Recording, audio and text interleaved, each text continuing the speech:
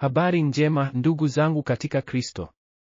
Karibu katika kipengele cha 65 cha Genesis hadi Ufunuo. Leo tunasoma hadithi ya kushangaza ya Balaamu na Balaki, hadithi inayotuonyesha kwamba hakuna nguvu duniani inayoweza kuzuia mipango ya Mungu. Katika Hesabu sura 22 hadi 24, tunaona jinsi Mungu alivyobadilisha nia mbaya za mfalme mkuu kuwa baraka kuu kwa watu wake Israeli. Hadithi hii ni moja ya hadithi za kushangaza zaidi katika Agano la Kale, nabii wa kigeni anayezungumza na Mungu, punda anayeongea na malaika anayejificha kisha kujidhihirisha.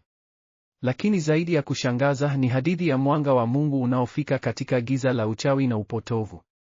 Hesabu 22:2-6 inasema, Balaki mwana wa Sipori aliona yote ambayo Israeli alikuwa ameyafanya kwa Waamori. Moabu aliogopa Israeli sana kwa sababu walikuwa wengi. Balaki akawatuma wajumbe kwa Balaamu akasema, tazama, watu wamekuja kutoka Misri, wameifunika uso wa nchi. Israeli walikuwa wameshinda vita vingi na sasa walikuwa karibu na nchi ya Moabu. Balaki mfalme wa Moabu aliogopa. Badala ya kuomba msaada kutoka kwa Mungu wa Israeli, aliamua kutafuta msaada kutoka kwa uchawi. Alikwenda kwa Balaamu, mchawi maarufu aliyekuwa pia nabii wa Mungu.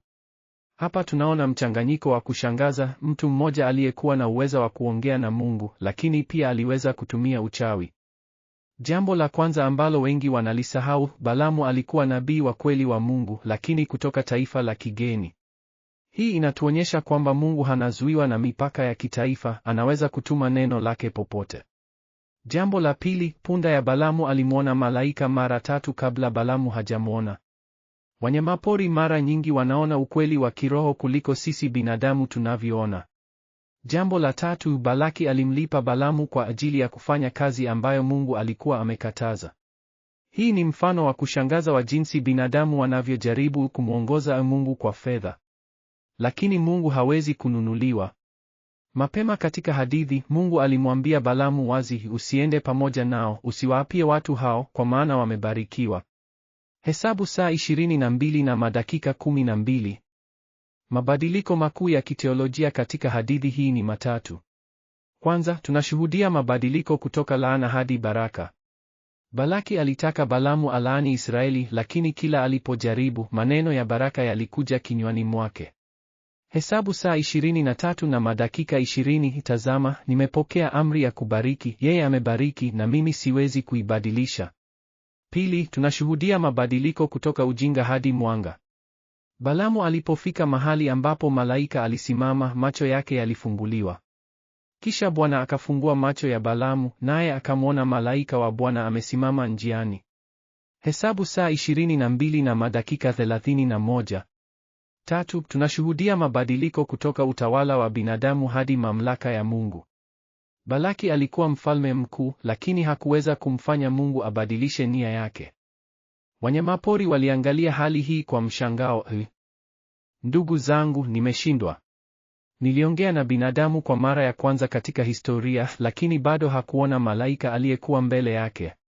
Ni kwa nini binadamu ambao wamebarikiwa zaidi ya sisi, mara nyingi hawatambui mwanga wa Mungu? Nimeruka juu na kuona hali zote. Mfalme Balaki anaogopa watu ambao Mungu amewabariki.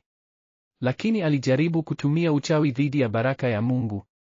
Je, hawajui kwamba hakuna uongozi unaoweza kushindana na mapenzi ya Muumba wetu?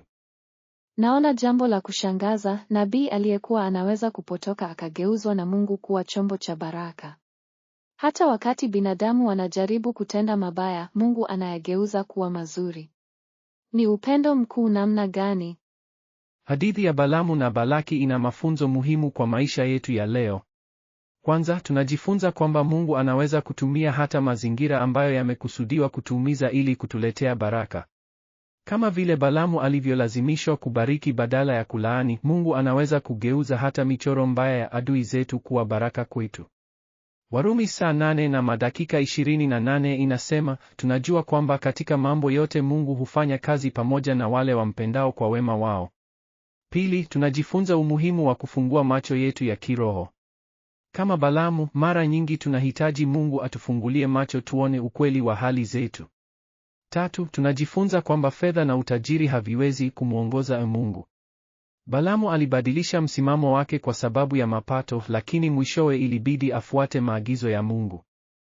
Tuombe. Baba mwenye huruma, tunakushukuru kwa hadithi ya Balaamu na Balaki inayotuonyesha uwezo wako wa kugeuza laana kuwa baraka.